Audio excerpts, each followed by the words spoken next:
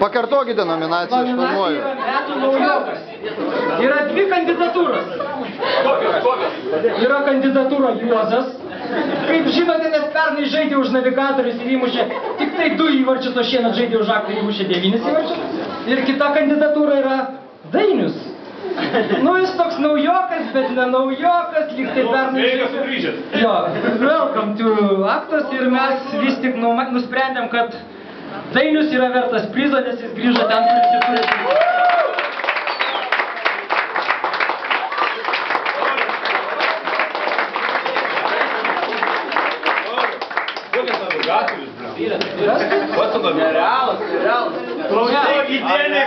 Juozas žaidė už navigatorių. Už ką Dainius žaidė, aš nesakau specialiai. Gal tu irgi grįžti? Ten yra baras. Dainiau? Tie, kuriem įteiktai prizai arba kurie buvo paminėti, privalote prieiti prie baro ir išlenkti taurelę. Kas čia paminėti? Kas paminėti toks? Teks palaukti šiek tiek. Kas čia paminėti? Sekanti nominacija. Nominacija vadinasi metų ryžtingiausias. O Zenga? Yra du kandidatai. Dėmesio, pirma kandidatūra yra Šalnelė. Žinot už ką?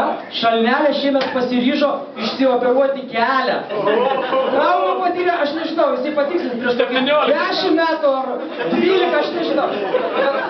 Kiek aš žinau, lapkričio 17 paskirta operacija, tai lapkričio 18 visi einam į ligoninę. Atsineškit mandarinų. Galimas atkelimas. Čia tik viena kandidatūra, Šalnelė už metų ryžtingiausia ir antra kandidatūra Tadas. Tadas pasiryžo vesti ir veria šiemet. Tai nugalėtojas skelbiamas Tadas, nes čia super galingas žingsnis. Sveikinam Tadą, Tadas prieina prie baro.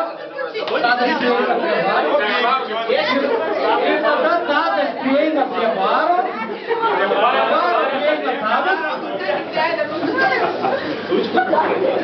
Sekanti nominacija. Dėmesio. Metų rašytojas. Kandidatų yra ne vienas, žinokit. Kaip sakiau, nominantai eina prie baro išgerti. Nu, įkalti, sakykim taip. Tai pirma kandidatūra yra Zikelis. Jis įvardyjamas kaip asmuo rašantis nedažnai, bet išskirtinai literatūriškai ir vaizdžiai. Tai čia vienas nominantas. Zikelis turi teisę prieiti prie baro ir įkalti. Antra kandidatūra yra Zingelė. Labai trumpas apibūdinimas. SMS virtuozas. Ir trečia nominacija yra, Zingelė galite įsigirti, kandidatūra, atsiprašau. Trečia kandidatūra yra Labulis, kuris pasižymi nenuilstamų ir nepertraukiamų rašymo procesų ir taip pat pasižymi kaip rašytojas turintis didžiausią skaitytojų auditoriją. Tai nugalėtojas skelbiamas Labulis.